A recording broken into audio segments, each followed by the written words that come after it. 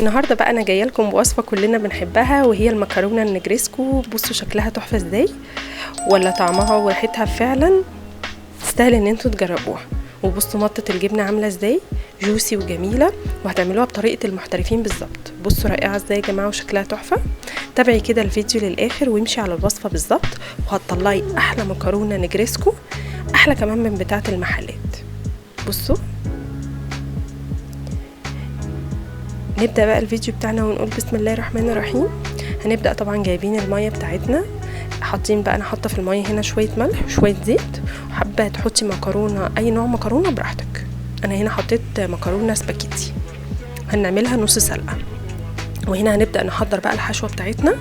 هنجيب بصلاية وهنقطعها حسب التقطيعه اللي انت عايزاها، البصل والفلفل والفراخ التقطيعه اللي انت حباها، بس انا جربت التقطيعه دي لقيتها ان هي حلوه ومديها طعم حلو في الوصفه بتاعتنا. هبدا بقى ادبل البصل بتاعنا كده، واكون محضره معايا فلفل احمر واصفر مقطعهم برضو نفس التقطيعه دي، عايزه تقطعي اكبر شويه مفيش مشكله.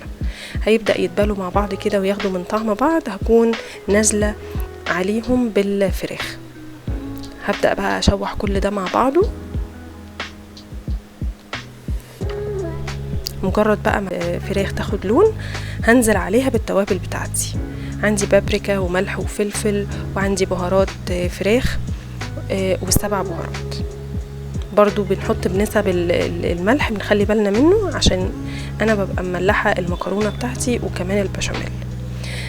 كده هنبدأ بقى نحضر البشاميل بتاعي. هنا هكون محضرة معلقتين من الزبدة، عليهم شوية زيت، وهنزل عليهم ب5 معالق من الدقيق، وابدأ بقى اقلب الدقيق بتاعي.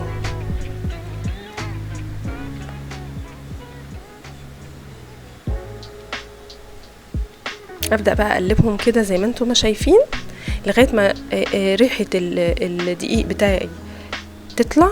ابدأ انزل عليه باللبن اهو كده. الدقيق بتاعي بقى جاهز، هنزل عليه بقى باللبن. طبعا طول ما هو الدقيق بتاعي سخن هنزل باللبن، لازم يكون بارد اهو كده. خلاص هو جاهز معايا. هبدأ انزل باللبن البارد بقى، وعشان اضمن ان مفيش اي او الدقيق بتاعي مش مكلكع، باجي بالهاند بلندر بديله كده ضربتين، بحيث ان انا اضمن ان مفيش اي كلكعه للدقيق. كده خلاص هو بقى جاهز معايا.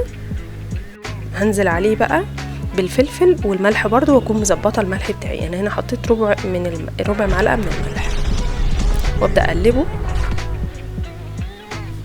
وكده هيبدأ اقلب كده القوام اللي انا عايزاه، بدأت اوصل له كده القوام اللي انا حباه، عشان انا حابه ان الوصفه بتاعتي تبقى جوسي شويه. هنزل عليه بقى بالجبنه المبشوره. انا هنا حطيت جبنه موتزاريلا وكمان جبنه رومي، عندك شيدر، انا هنا حطيت شيدر بس. ابدا اقلب. بصوا بقى المطه. هنزل بقى بعد كده بالحشوه بتاعتي على البشاميل والجبنه، ابدا اقلبهم. بصوا بقى هيدوا لون بقى جميل ازاي. وبعد كده انزل بالمكرونه، وانا قلت لكم ان المكرونه بتبقى نص سوا، ما بسويهاش للاخر، هكمل سواها في الصينيه بتاعتي. خلاص كده الوصفه بتاعتي بقت جاهزه. هنزل عليهم بقى بشويه من الزيتون الاخضر، عايزه تحطي كمان زيتون اسود براحتك خالص، بس انا ما كانش متوفر عندي زيتون اسود فحطيت الزيتون الاخضر بس. ابدا بقى احط شويه زيت كده في الصينيه، بحيث ان الوصفه بتاعتي برضو او المكرونه بتاعتي ما تلزقش، وابدا اوزعهم وانزل بالخليط بتاعي كده. بنزل بالمكرونه هكون محضراها بقى. هنا بقى ممكن تحطي جبنه مبشوره، انا حطيت هنا جبنه رومي وبرده جبنه شيدر.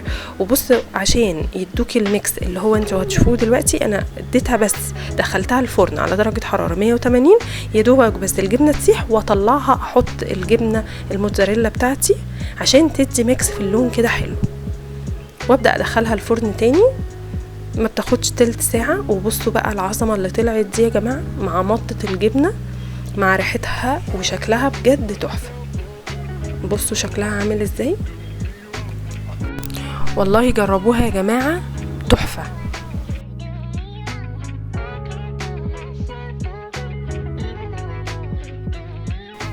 بكده بقى اكون وصلت معاكم لنهاية الفيديو. وما تنسوش بقى لو عجبكم الفيديو اللايك والاشتراك في القناة يا جماعة لو حابين، عشان يوصل لكم اي جديد من قناتي. والسلام عليكم ورحمة الله وبركاته.